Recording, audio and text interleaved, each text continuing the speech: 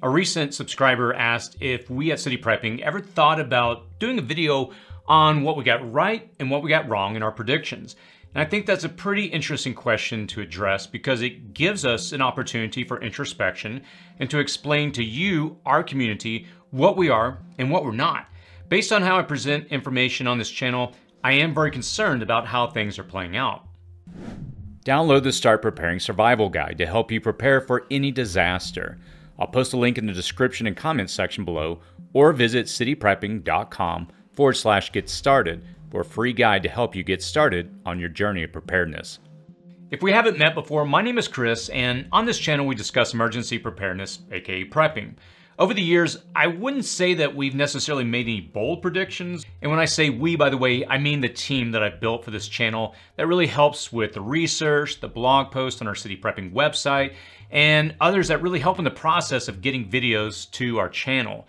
And we're not time travelers or psychics. We try to take a complete picture of the world in our minds and assess the most logical threats that we could face.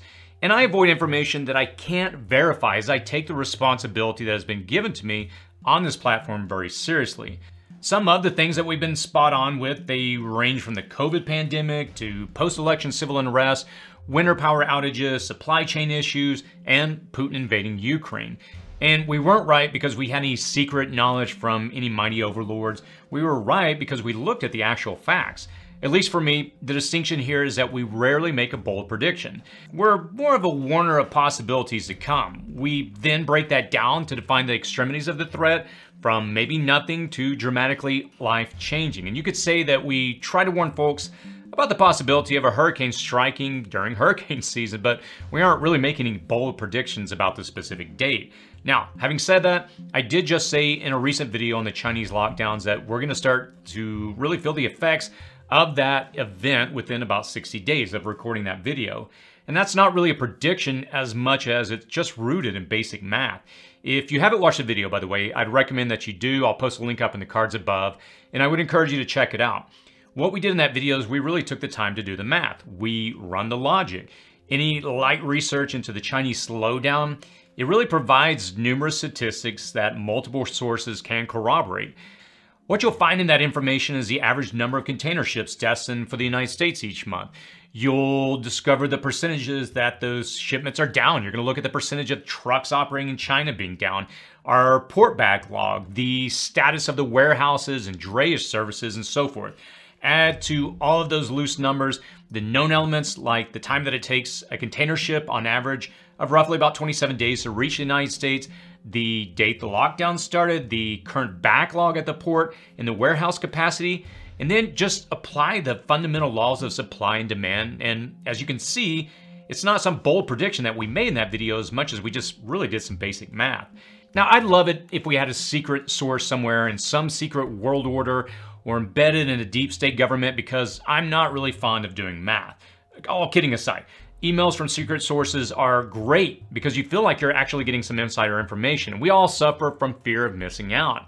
And I get emails all the time from individuals with some subject line along the lines of secret information, but I don't post it on this channel because it's unverified and anyone can make up information. And unless I can corroborate it, I'm not going to discuss it on this channel. With so much information and disinformation out there at the tips of your fingertips, on the lips of every politician and every 15-minute cycle of pundits, it's easy to unconsciously substitute all of that for actual facts.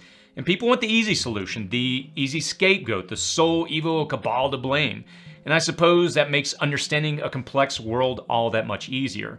And I see how it does get some channel clicks, so there is something to it. Our goals here on this channel, City Prepping, my primary goal is not to just get clicks solely. I'll be honest with you, views, they do keep the lights on. Without them, I can't dedicate my time to providing you with quality content. No endeavor in life is free. And the people who work for me and we all have to eat. And they have to feed their families and keep the lights on just like you do.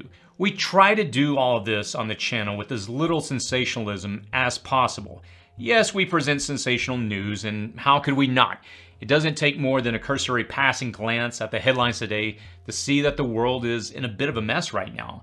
Politics, wars, natural disasters, weather, crop failures, and so much more. These things are all threatening us increasingly more every day. And at least it feels that way to me based on the research. And it can be draining mentally, having to focus on these big issues that will have profound impacts on our life, which is why I suppose celebrity gossip is more entertaining and easier to follow for some. The thing about me is that I've always tried to be a doer. I've tried within the best of my ability to help others where I can.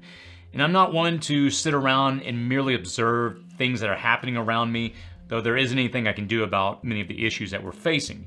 There's nothing I can do to stop some of these big issues. What I can do, though, is try to steady my own ship.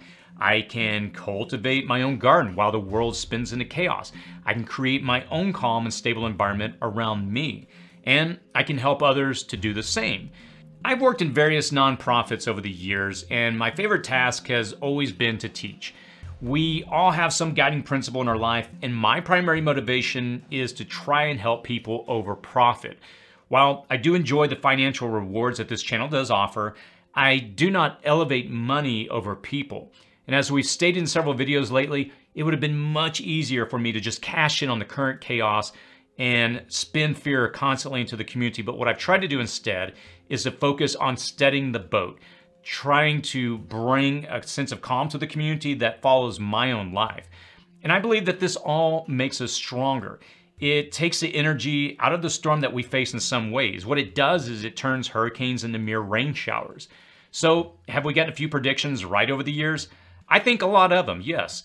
Honestly, I wish that we hadn't been so spot on so many things, because it means that things are unfortunately getting worse in the world.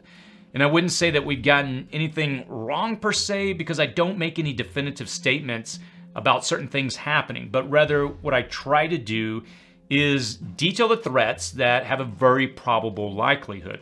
For example, if we were to do a video here on this channel about EMPs or solar superstorms, well, the fact is that we haven't really had a major EMP-like event since 1859, which was the Carrington event. It was the most intense geomagnetic storm in recorded history. But look, doing a video about that, talking about the probability, is not necessarily the same as predicting an event like that. But we would be remiss if we didn't point out that we might be overdue for a similar event, and that these events have happened in the past, and that they would have very different results in our high-tech world of today, and so forth. Even when we do what one might call predictions, like in a recent video where we took a deep dive into the 4 probable moves that Putin may take next in Ukraine, we did so cautiously with the hope that we're wrong. But with the sober eye to history and a deep dive into the most likely behaviors of the world players, we try to rank the probability of the different options. Then we always try to bring it back to how that issue might impact your life. Now, here's the thing. How it impacts your life is the real key. Our audience ranges from all across the board and worldwide. Prepping is a big tent. We have everything from teenagers to the elderly, suburban moms to off-grid rugged outdoorsmen, from homesteaders to apartment dwellers to the homeless. And for some, we're too conspiratorial in what we say, and others say that we have completely missed the mark, that we're not woke to what is really happening in the world, and we should be calling out the puppet masters with their hidden agendas of world domination. And look, I have to be honest, it's the extremists which are often the loudest in the comments section, and I don't cater my content to these audiences. I've chosen instead to stay true to who I am and to the core audience of individuals that are genuinely concerned with the events that are playing out in the world right now and want to protect themselves and their families. If you need conspiratorial information, there's plenty of that online. But for the reasons I mentioned earlier, if I cannot verify a source, I'm not going to use this platform that I've been given to spread information that I do not know to be truthful. And the reality is that anything bad that comes our way will impact us in a similar fashion. What we can do about it is going to be different. Lack of food, water, security will result in the same pressures to survive. Our ability to do so and how we do so will be a factor in our preps and our assets.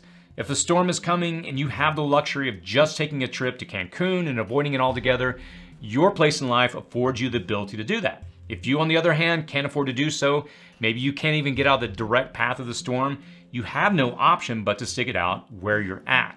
And that's why we always try to offer sound and tested advice on what you can do to be a survivor and not a statistic. It's essential work, and we do take it very seriously. So I don't know that we really predict anything here. We don't set out to do so. What we try to do instead is to assess a horizon and give you a warning of what we see possibly coming our way. And that's not really a prediction as much as just keeping an eye out for you. Other channels out there, they do a pretty good job of working you up, stressing you out, and making you fearful and suspicious of the world. And I'm not interested in being part of that game.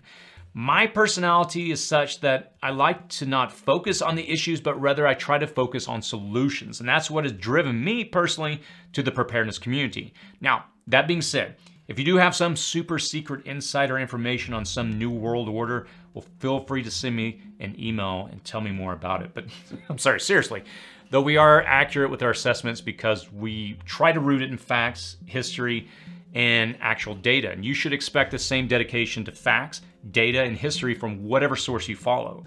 How are we doing? What do you think? Let us know in the comments below. And as always, stay safe out there.